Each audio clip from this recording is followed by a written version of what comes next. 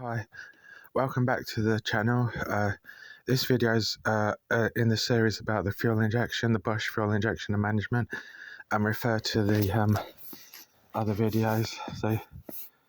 So now we're on to section 2.3 airflow, fuel delivery and engine load.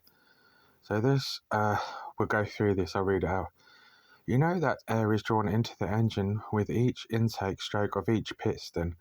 The piston moving down on its intake stroke increases cylinder volume and lowers pressure in the cylinder. With the intake valve open, air at higher pressure rushes in from the intake manifold to fill the cylinder. The amount of fuel necessary to create a stoichiometric mixture depends on how much air rushes in. So it says, in simplest terms, intake airflow occurs because normal atmospheric pressure is higher than the pressure in the cylinders. Air rushes in during the intake stroke, trying to equalize the pressure.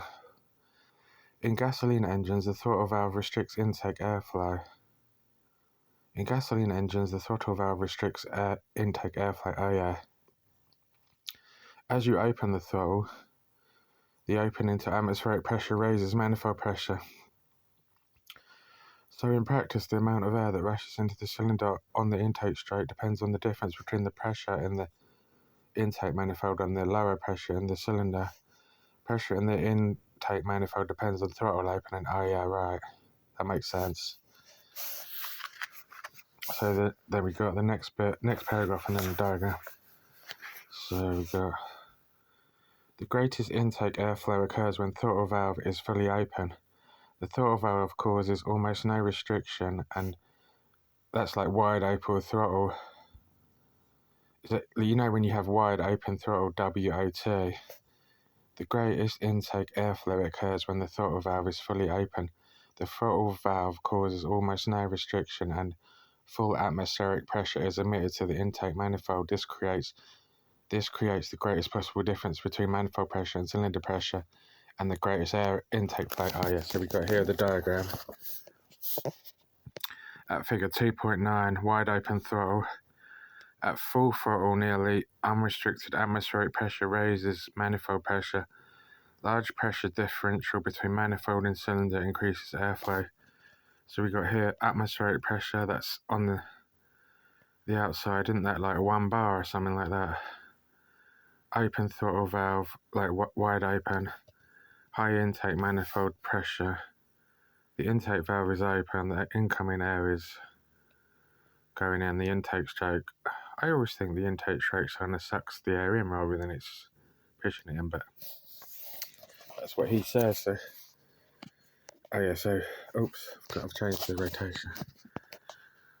The least intake airflow occurs when the throttle is nearly closed. The restriction of the throttle valve limits the effect of atmospheric pressure.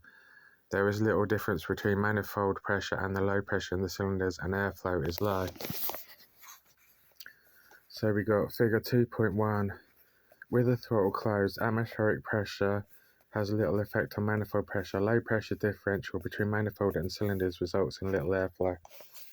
So we got here atmospheric pressure, closed throttle plate.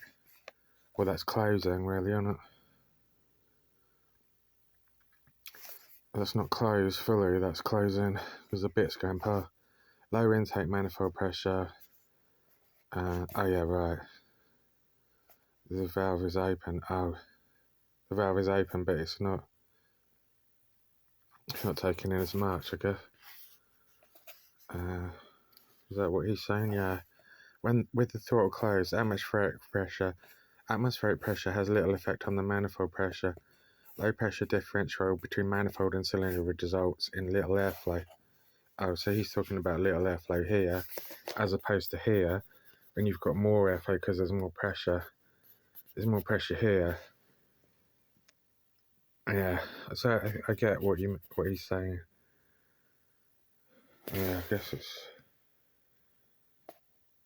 yeah, sort of understand it, I guess. Yeah, so fuel delivery requirements depend more than anything else on how much work you are asking the engine to do, on how much of a load you are placing on it. To accelerate, you step down hard on the accelerator. This opens the throttle valve, increasing manifold pressure.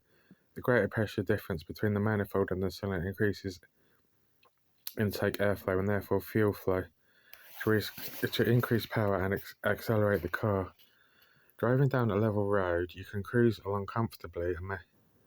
He means driving along, not driving down. Oh yeah, because I was thinking he said driving down a hill. He means driving along.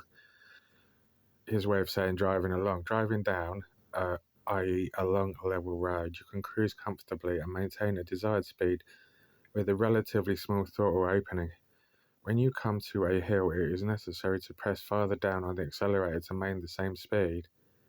When you come to a hill, like that would be uphill, it is necessary to press farther down on the accelerator to maintain the same speed, even though engine RPM is unchanged. The uphill has demanded more work from the engine, created a higher load, and the engine has demanded more air and fuel to match that load. I guess it's like it takes more energy, doesn't it, to go uphill. In terms of when he says more work, I think he means says more energy output.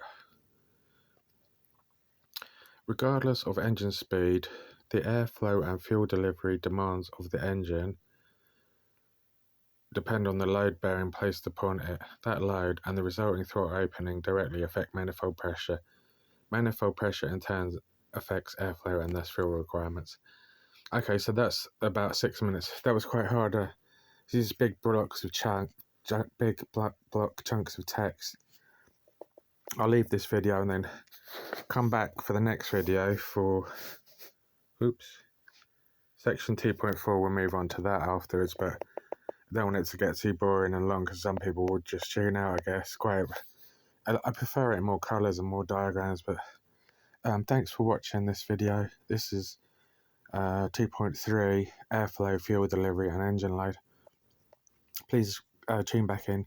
Please subscribe to the channel, then like the video, and I will see you in the next video. Thanks.